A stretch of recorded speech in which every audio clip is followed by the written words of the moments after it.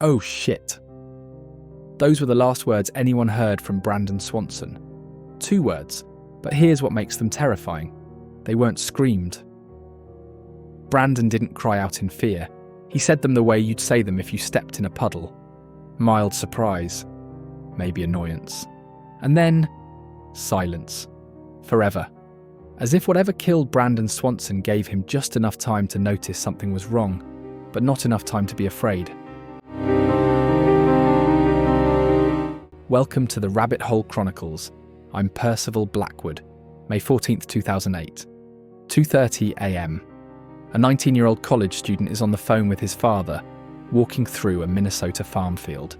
They've been talking for 47 minutes. Then comes that calm exclamation. The line goes quiet. Not dead, quiet. The father calls out for his son. No response.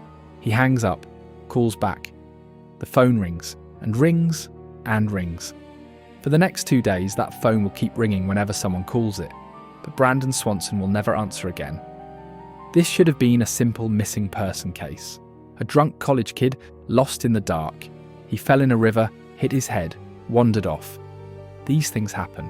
They're tragic, but they're explainable.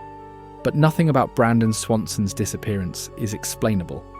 Not the calm final words, not the phone that kept working, not the bloodhounds that tracked him across a river and then lost his scent like he'd vanished mid-step, not the complete absence of any physical evidence in 17 years of searching. Today we're exploring a disappearance that defies every conventional explanation. A case where the evidence doesn't just fail to provide answers, it actively contradicts itself. Where math and probability point to one horrifying conclusion, but even that doesn't explain everything. Let me take you back to the beginning. To what should have been just another Thursday night in rural Minnesota. Brandon Victor Swanson was finishing his spring semester at Minnesota West Community and Technical College, May 13th, 2008. The kind of night every college kid knows. End of finals, summer stretching ahead, that peculiar freedom that comes with being 19 and feeling like the world is finally opening up. Brandon celebrated with friends in Canby. 2 parties, actually. Nothing wild. Friends said he had maybe a shot of whiskey, a few drinks. He wasn't drunk when he left the second party around midnight. Just a college kid driving the familiar 30-mile route home to Marshall, a route he'd driven dozens of times. But somewhere in the darkness, Brandon took a wrong turn. It happens. Rural Minnesota at night. Every gravel road looks the same. Every field identical.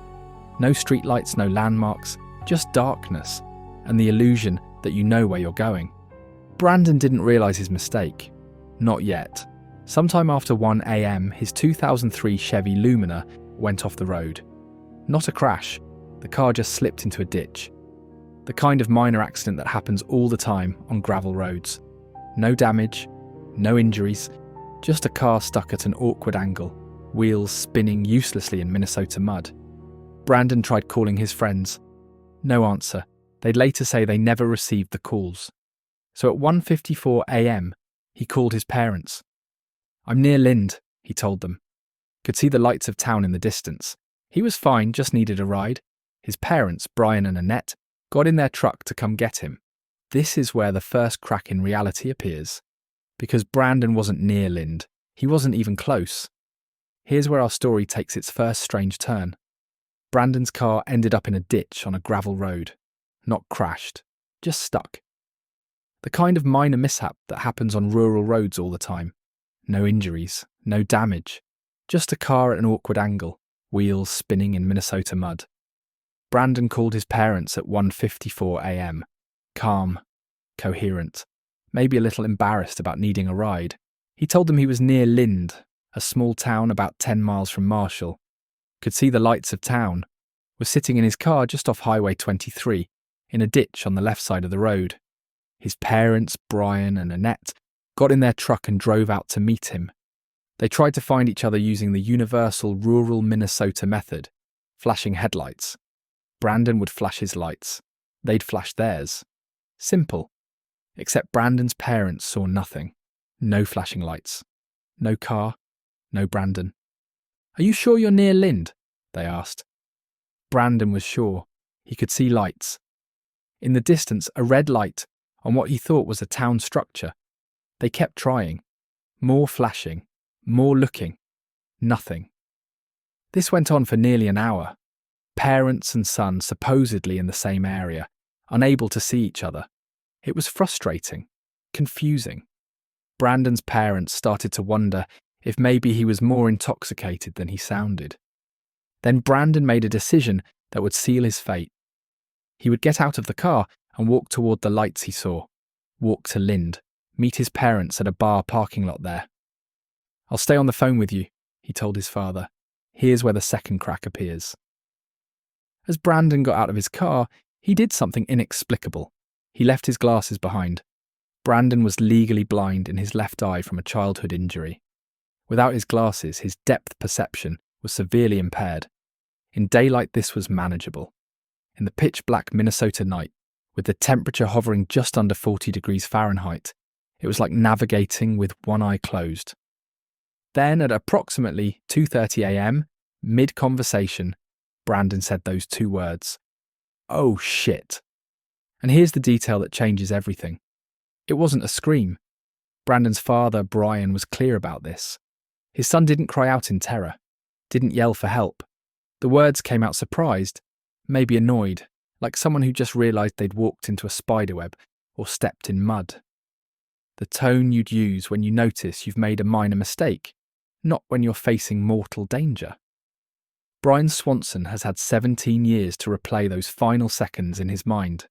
17 years to analyse his son's last words. And what torments him isn't hearing his son's fear. It's that there wasn't any. Brandon had no idea he was about to die. This is critical. A scream would mean Brandon saw danger coming, had time to process fear. But this calm exclamation followed by instant silence suggests something else entirely. Whatever happened to Brandon Swanson happened so fast he didn't even have time to be afraid. And then the call went dead. Not disconnected. Dead. His parents called back immediately. The phone rang. And rang. And rang. Brandon never answered. But here's the first detail that should make your skin crawl. Brandon's phone kept ringing for 2 more days, not going straight to voicemail like it would if it were destroyed or submerged in water. It rang. Which means somewhere Brandon's phone was intact, powered on, receiving calls. It just wasn't being answered. Think about what this means. If Brandon had fallen in the river and drowned, the official theory, his phone would have been destroyed immediately. Water and electronics don't mix. The phone would have shorted out, died, gone straight to voicemail when called. But it didn't. For at least 48 hours, that phone was functional, dry enough to work, just unanswered. This single detail destroys the simple drowning theory. Whatever happened to Brandon, it didn't involve immediate submersion in water. When dawn broke on May 14th, Brandon's parents expected to find their son sleeping in a field somewhere, embarrassed and cold after a night in the near 40-degree weather. Instead, they found nothing. At 6:30 a.m, they reported him missing to the Lind police. The response was infuriating. Officers told them it wasn't unusual for young men Brandon's age to stay out all night after finals. One officer actually said, and I'm quoting here, "It's his right to be missing." His right. As if Brandon had chosen to vanish into thin air. As if parents reporting their son missing after that terrifying phone call was somehow unreasonable. This dismissive attitude would later inspire Brandon's law, requiring Minnesota police to immediately investigate when adults go missing under dangerous circumstances. But that morning, those crucial first hours when Brandon might have still been alive, when evidence was fresh, when witnesses might remember something, those hours were wasted because police assumed a 19-year-old had the right to disappear. It wasn't until they pulled Brandon's cell phone records that afternoon that the full scope of the disaster became clear. Brandon hadn't been near Lind at all. The cell tower pings placed him near Porter and Taunton, tiny towns with populations of 175 and 135 respectively. He'd been 25 miles from where he thought he was. How does someone get that catastrophically lost? How do you mistake your location by 25 miles?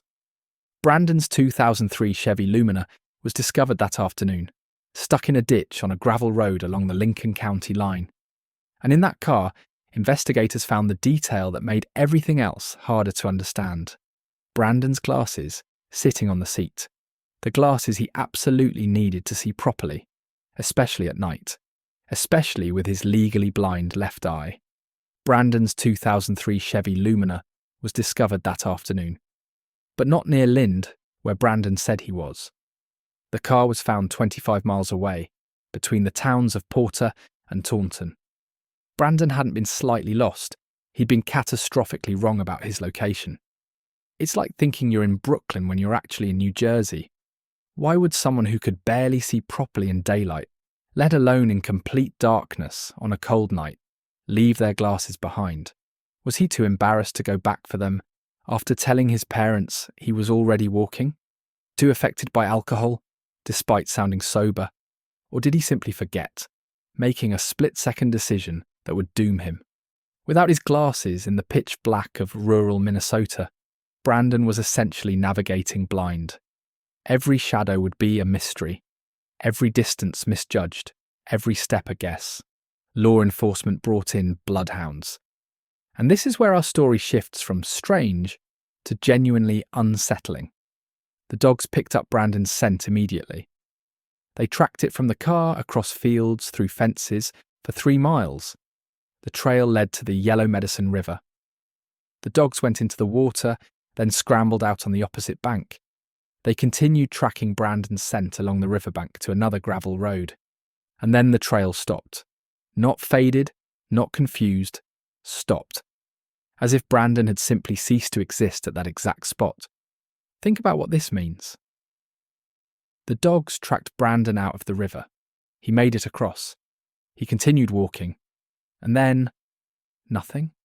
No gradual fade of scent that would indicate he got in a vehicle. No circular pattern suggesting confusion. Just an abrupt end, like someone had deleted him from reality. Searches would eventually cover 120 square miles. They used helicopters with thermal imaging, ground teams walking in grids, divers in the river, boats dragging the bottom with hooks. They found nothing. Not a shoe, not his cell phone, not his keys. Not a single piece of evidence that Brandon Swanson had ever been in that area, except for the invisible trail the dogs followed. In 2010, during a drought, water levels in the Yellow Medicine River dropped dramatically. Searchers could examine areas that had been underwater during the initial search. Still nothing. In 2015, they brought in new technology, more dogs, fresh eyes. Nothing. In 2021, another drought. Another opportunity to search previously inaccessible areas. Nothing. 17 years, hundreds of searches, thousands of man-hours, zero physical evidence. It's like Brandon Swanson walked into a void. Let me summarise the impossibilities here. A 19-year-old calls his parents for 47 minutes while walking through farmland. The call ends with a calm, "Oh shit," and silence. His phone continues working for days but is never answered. Bloodhounds track his scent for 3 miles, across a river to a gravel road where it vanishes completely. Not a single piece of physical evidence.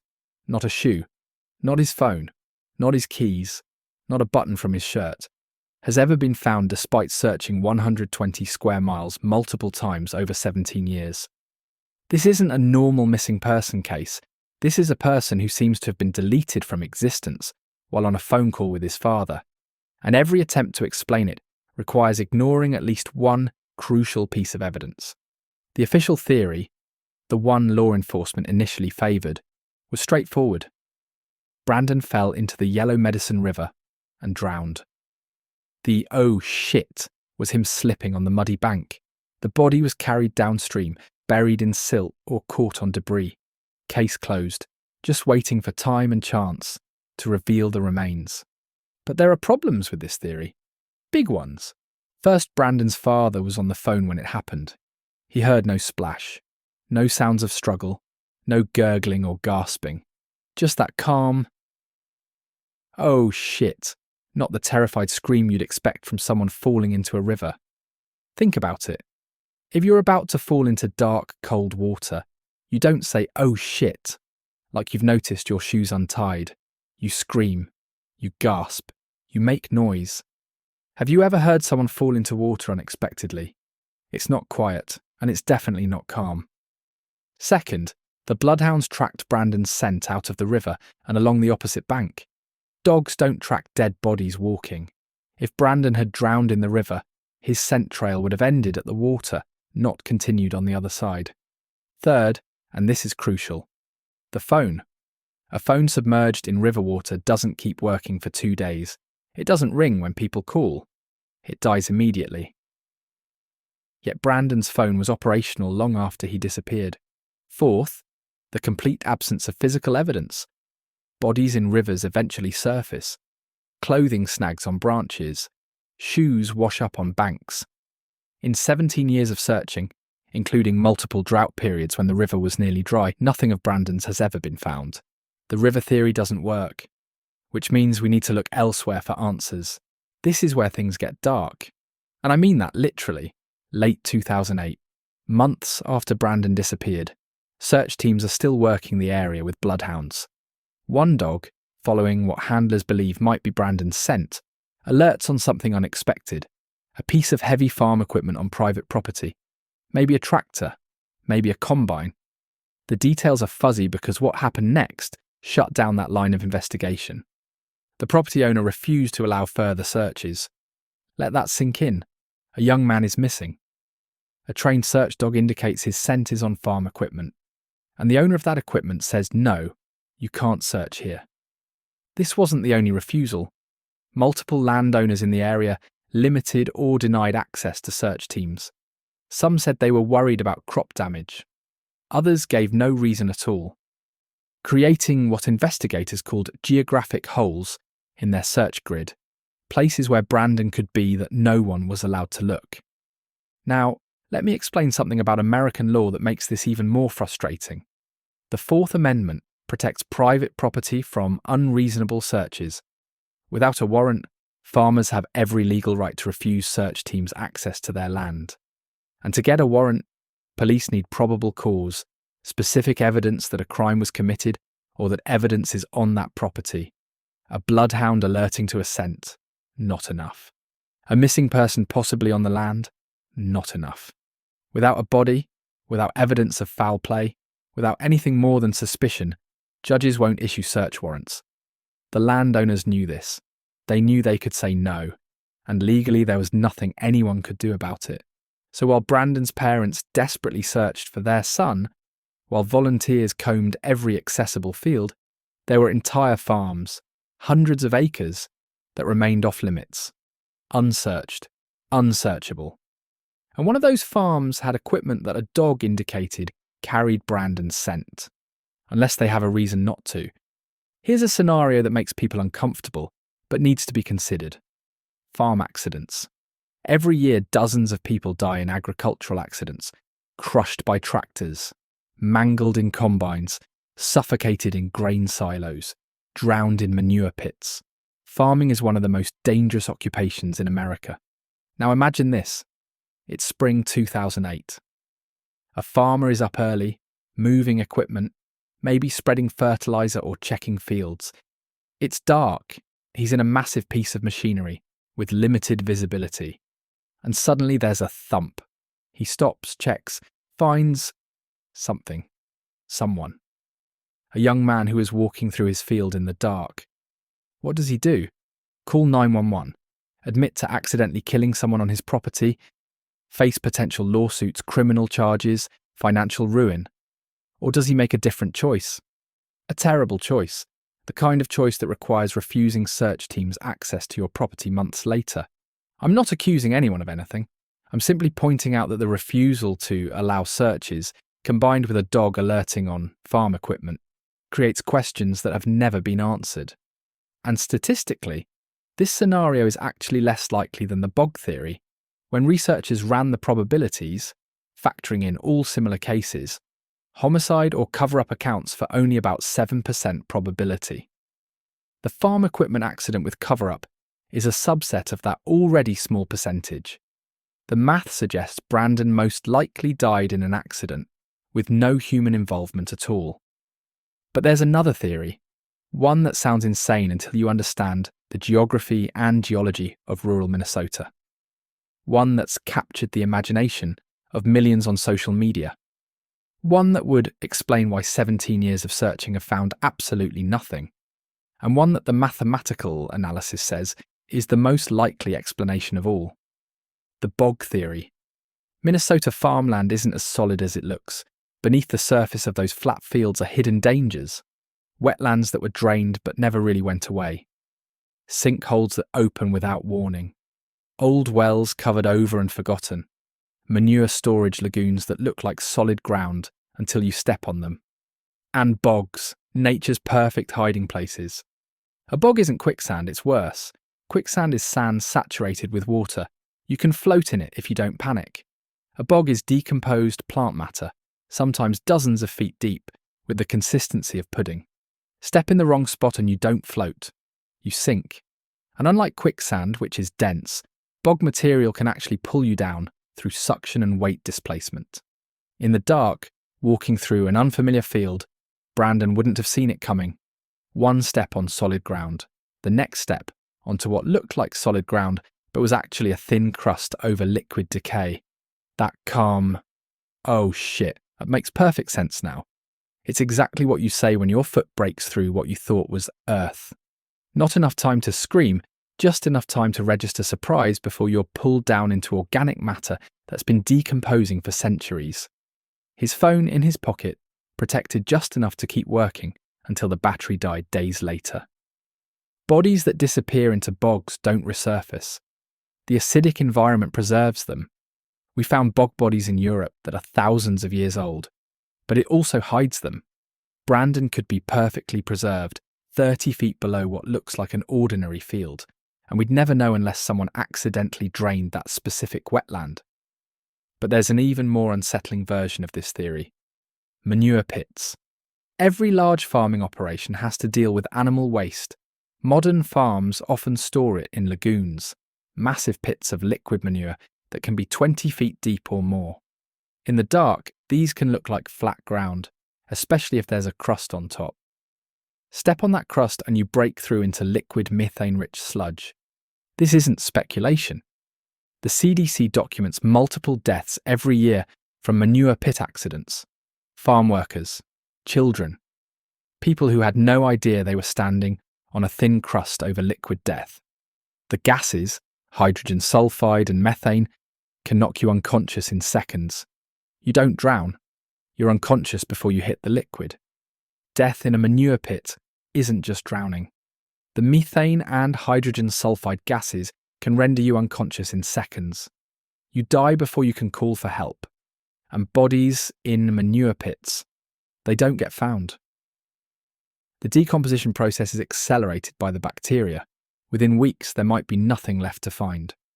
If Brandon walked onto what he thought was solid ground and broke through into a manure lagoon, it would explain everything.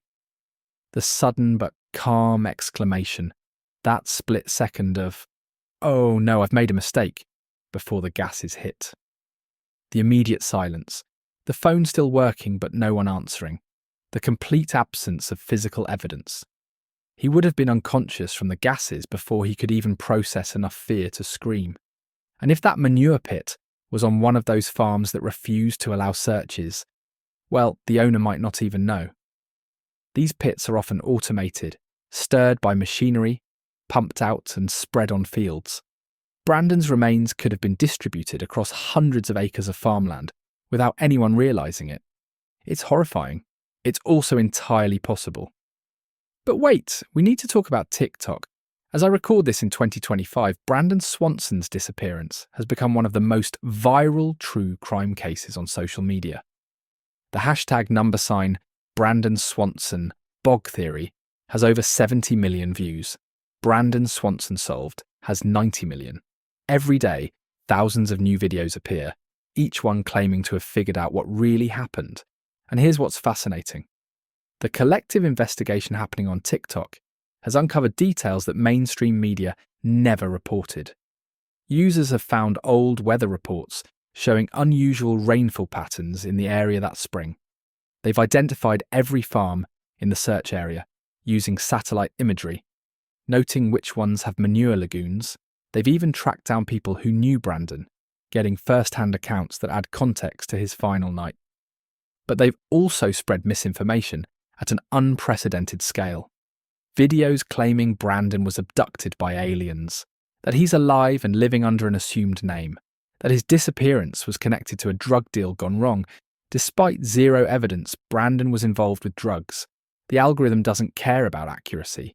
It cares about engagement, and nothing engages like a mystery that lets everyone feel like a detective. What the TikTok sleuths don't do is what actual researchers do. Apply probability. Take the hundreds of similar cases where we know the outcome. Run the numbers. See what the math says, not what makes the best story. When young men go missing after a night out and are later found dead, 85% of the time they're in water. That's not speculation. That's data from hundreds of cases. Only 11% die in land accidents. 3% are homicides.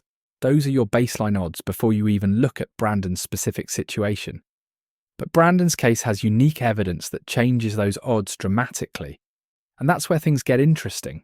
Not conspiracy interesting. Mathematics interesting. Which, trust me, in this case amounts to the same thing. The TikTok phenomenon has done something else too. It's brought immense pressure on local law enforcement to solve the case. Tips are pouring in. Most of them useless, many of them redundant, some of them genuinely insane. But buried in that flood of information might be the one detail that matters.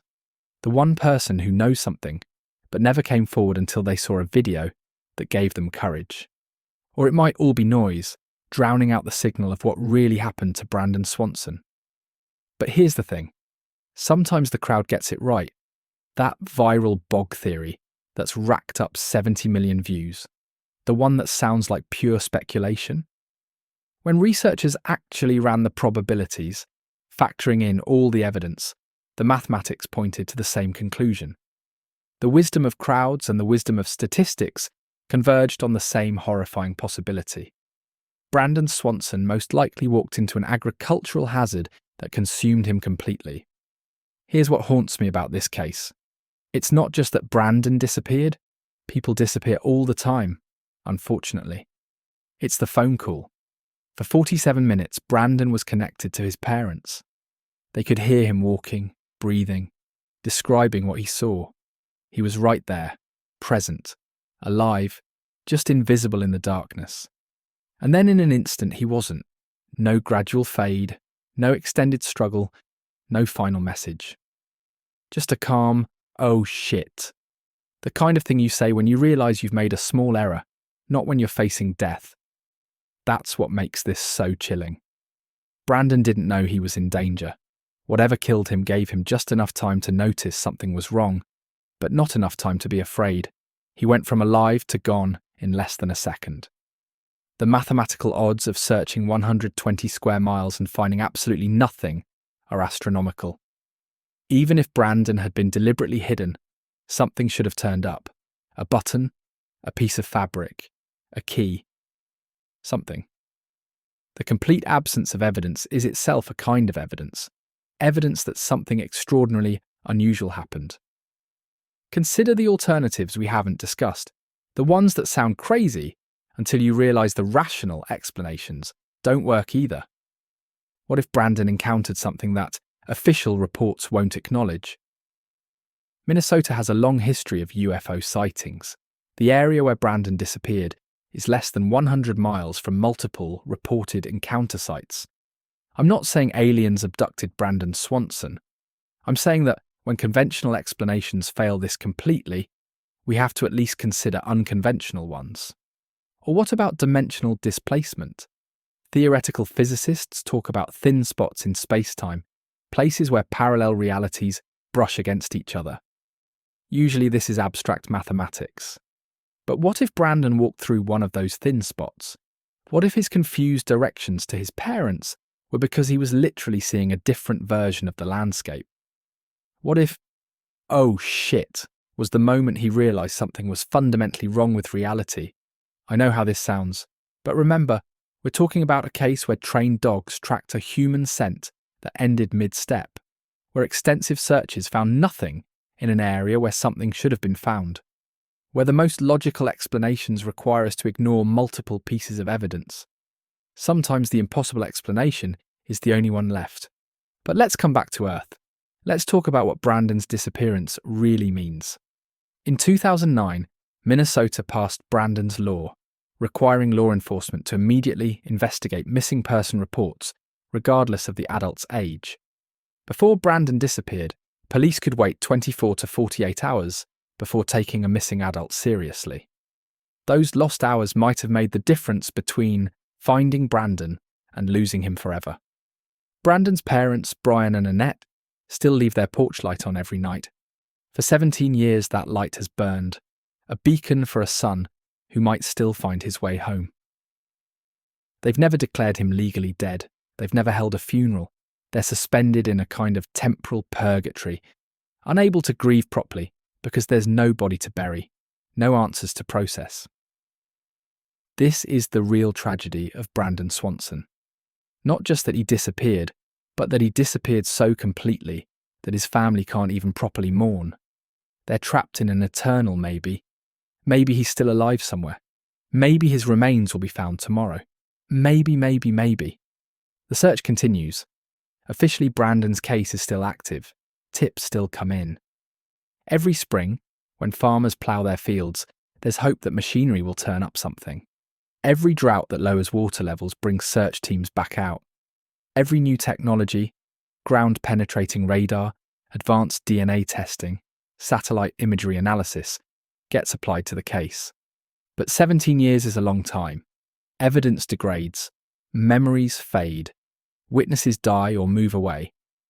The trail doesn't just go cold, it disappears entirely, like Brandon himself. And maybe that complete absence of evidence is the evidence. The probability analysis says Brandon most likely walked into an agricultural hazard, a bog or manure pit that consumed him entirely. It's mundane, it's tragic, it's statistically the most likely explanation. But statistics aren't certainty.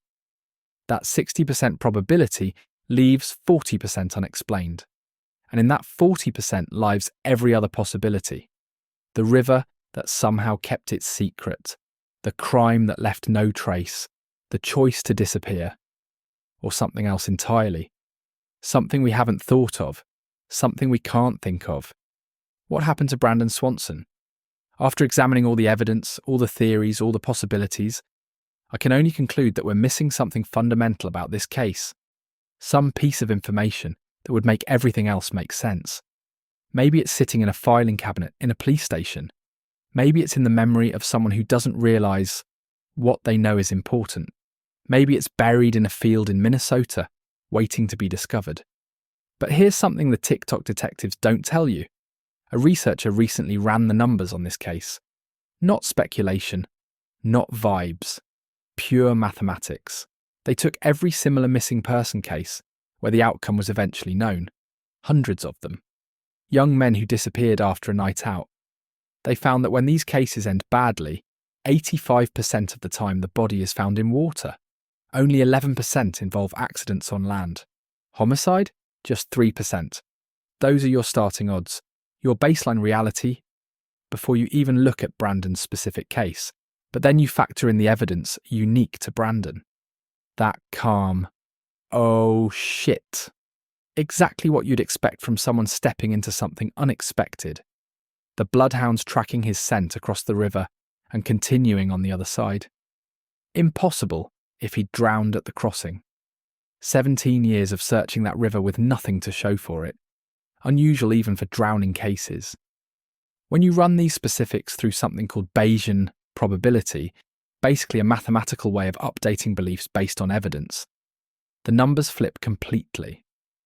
The probability of Brandon drowning in that river drops to about 34%, but the probability of a non-water accident on land, that jumps to nearly 60%.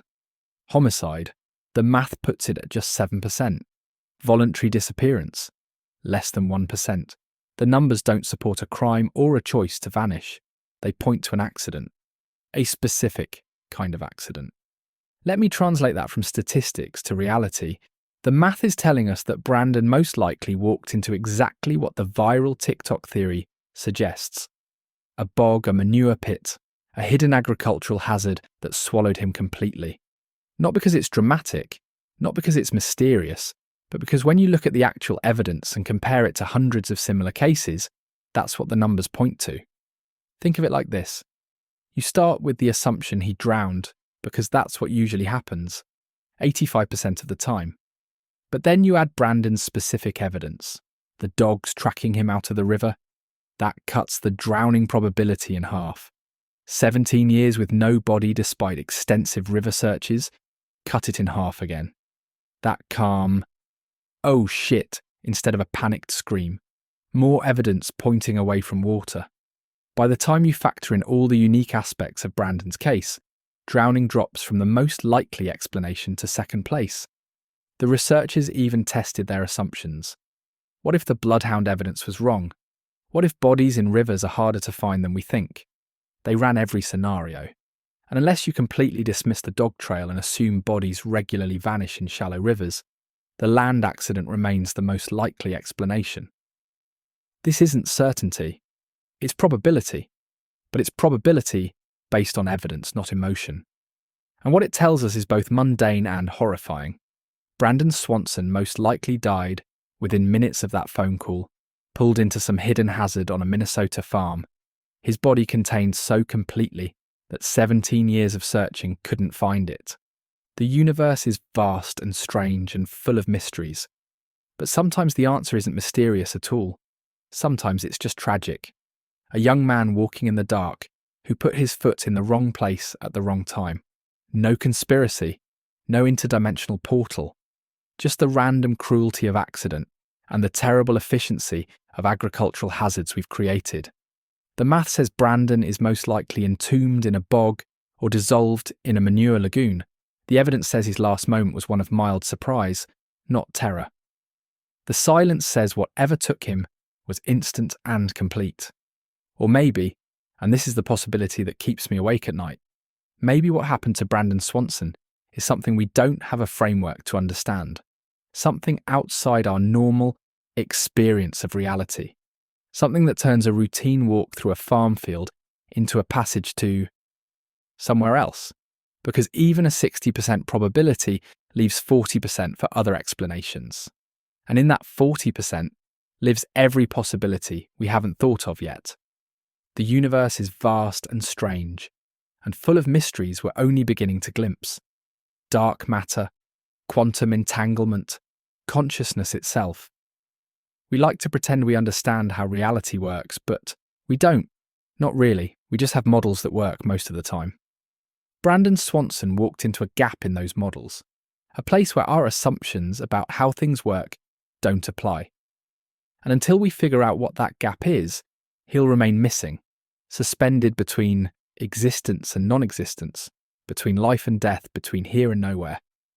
Somewhere in Minnesota, there's a spot where a 19-year-old college student took his last step in our world. It might be at the bottom of a bog, slowly becoming part of the ancient peat. It might be in a field that's been planted and harvested 17 times since he disappeared. It might be in a place we don't have words for yet, but it's somewhere. Because people don't just vanish, they go somewhere. The question is, where did Brandon Swanson go? And perhaps more disturbing, could any of us accidentally follow him there? If you're ever walking through a dark field in rural Minnesota and you hear someone call, "oh shit," in the distance, maybe don't investigate. Some doors only open one way, and some mysteries are better left unsolved. Until we meet again in that space between certainty and speculation, I'm Percival Blackwood. Keep your feet on solid ground, and maybe avoid walking through unfamiliar fields at night. You never know where that last step might take you.